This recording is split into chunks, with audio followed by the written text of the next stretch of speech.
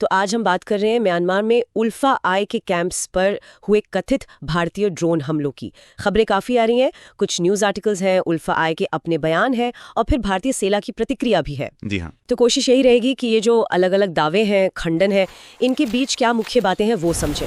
आखिर चल क्या रहा है, इस पर थोड़ी गहराई से बात करते हैं। और शुरुआत शायद उल्फा आई के दावे से ही करनी चाहिए। उनका कहना है कि 13 जुलाई की सुबह म्यांमार का जो सागाइंग क्षेत्र है वहाँ उनके 2 ठिकानों पर हमला हुआ। 2 ठिकाने कौन कौन से? एक तो उनका पूर्वी मुख्यालय बताया जा रहा है होयत बस्ती में, और दूसरा है 779 कैंप, वो वक्थम बस्ती में है। और ये कोई आम हमला नहीं बताया जा रहा है ना। उल्फा आई कह रहा है कि बहुत सारे ड्रोन इस्तेमाल हुए हैं। हाँ, बहुत सारे, करीब 100 से 150 सैन्य ड्रोन की बात वो कर रहे हैं। और सिर्फ ड्रोन नहीं, उनका कहना है कि इन पर मिसाइलें या फिर वो जो लॉइटरिंग म्यूनिशंस होते हैं, अच्छा, जो टारगेट के ऊपर मंडराते रहते हैं, बिल्कुल वो लगे हो सकते हैं। और सिर्फ उल्फा नहीं, वो ये भी कह रहे हैं कि NSCN के शिविरों पर और शायद RPF के कैडरों पर भी हमले हुए हैं। बाप रे, मतलब काफी बड़ा ऑपरेशन बताया जा रहा है। और नुकसान के बारे में क्या कहा है उल्फा आई ने? नुकसान का आंकड़ा भी काफी गंभीर है। उनके मुताबिक 19 कैडर मारे गए हैं और 19 ही घायल हुए हैं। 19 मारे गए? जी। और मरने वालों में उनका एक सीनियर कमांडर भी शामिल है, नयन मेधी, जिसे नयन असोम भी कहते हैं, और भी नाम है जैसे गणेश असोम, प्रदीप असोम। अगर ये आंकड़े सही हैं तो ये उल्फा आई के लिए ऑपरेशनल लेवल पर एक बहुत बहुत बड़ा झटका है। जाहिर है, इतने बड़े दावे और नुकसान के बाद उल्फा आई चुप तो नहीं बैठेगा। उन्होंने जवाबी कार्रवाई की चेतावनी भी दी है। हाँ, कड़ी चेतावनी दी है और लोगों से कहा है कि वो भारतीय सुरक्षा बलों के जो ठिकाने हैं उनसे दूर रहें। तो माहौल में तनाव तो है, बिल्कुल। लेकिन कहानी का दूसरा पहलू भी है। भारतीय सेना का क्या कहना है इस सब पर? यहीं पर मामला पेचीदा हो जाता है। भारतीय सेना ने साफ साफ इनकार किया है। उन्होंने कहा है कि उन्होंने ऐसी कोई सीमा पार कार्रवाई नहीं की है। उनका आधिकारिक बयान है कि उन्हें ऐसी किसी कार्रवाई की कोई जानकारी नहीं है। कोई जानकारी नहीं, मतलब पूरी तरह से खंडन। हाँ, बिल्कुल। और सिर्फ सेना ही नहीं, असम के मुख्यमंत्री हेमंत बिस्वा शर्मा, उन्होंने भी कहा है कि राज्य सरकार या सेना की तरफ से ऐसी किसी हमले की कोई पुष्टि नहीं हुई है। तो न रक्षा मंत्रालय, न सेना, न म्यांमार की तरफ से कोई बयान, सिवाय उल्फा आई के दावे और भारतीय सेना के खंडन के कुछ ठोस नहीं है अभी। सही। और ये भी देखना होगा कि ये कथित घटना हुई कहाँ।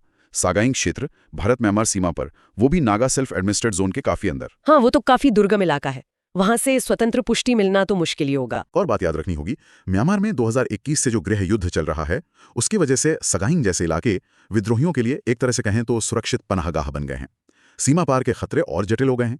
तो इस पूरे माहौल में अगर मान लीजिए ये हमला हुआ है, 100 से ज्यादा ड्रोन, लॉइटरिंग म्यूनिशन, ये तो फिर तकनीक और स्केल के लिहाज से बहुत बड़ी बात हुई। बहुत बड़ी बात। अगर उल्फा आई का दावा जरा भी सच है तो ये सिर्फ एक और सीमा पार घटना नहीं मानी जाएगी।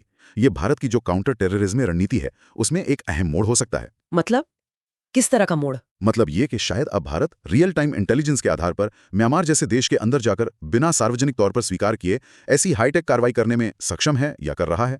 इससे कुछ लोग अस्वीकार्य युद्ध या डिनायबल वॉरफेयर कहते हैं। अच्छा, मतलब कार्रवाई करो पर मानो मत। क्या ऐसा पहले भी हुआ है? क्या कोई पैटर्न दिखता है इसमें? कुछ एनालिस्ट इसकी तुलना पहले के कुछ ऑपरेशनों से कर रहे हैं जिन्हें कभी पूरी तरह माना नहीं गया। जी। जैसे 2015 का वो ऑपरेशन हॉट परस्यूट था। हाँ, याद है। या 2019 का जॉइंट ऑपरेशन सनराइज, वो भी म्यांमार सीमा पर ही हुए थे। तो हो सकता है ये कथित ड्रोन हमला उसी तरह की कार्रवाई हो। हाँ। एक्शन लेना लेकिन सार्वजनिक रूप से जिम्मेदारी ना लेना। तो कुल मिला के स्थिति ये है कि एक तरफ एक विद्रोही गुट का बहुत विस्तृत गंभीर दावा है, मौतों के आंकड़े, इस्तेमाल हुई तकनीक सब बता रहे हैं, और दूसरी तरफ भारतीय सेना का उतना ही स्पष्ट इनकार है। बिल्कुल एकदम आमने सामने के बयान है। हाँ। और फिलहाल स्थिति पूरी तरह से अस्पष्ट है। स्वतंत्र सूत्रों से पुष्टि का इंतजार है, जो जैसा हमने कहा उस इलाके से मिलना बहुत मुश्किल है। सही बात है। लेकिन अगर ये घटना सच निकलती है तो इसके क्षेत्रीय और राजनीतिक असर काफी गहरे हो सकते हैं, इसमें कोई शक नहीं। और ये हमें एक जरूरी सवाल पर लाकर खड़ा कर देता है ना, कि जब किसी घटना पर इस तरह की बिल्कुल उल्टी जानकारी सामने आए, कोई आधिकारिक पुष्टि ना हो, तो ये क्षेत्रीय स्थिरता और सीमा पार सुरक्षा के बारे में हमारी समझ पर क्या असर डालता है? हाँ, ये सोचने वाली बात है। क्या भविष्य में ऐसी अस्वीकार्य कार्रवाइयां, मतलब जिनका श्रेय ना लिया जाए, वो ज्यादा आम हो सकती हैं? और अगर ऐसा होता है तो इसके दूरगामी परिणाम क्या होंगे? ये वो सवाल हैं जिन पर शायद हमें आगे सोचना होगा।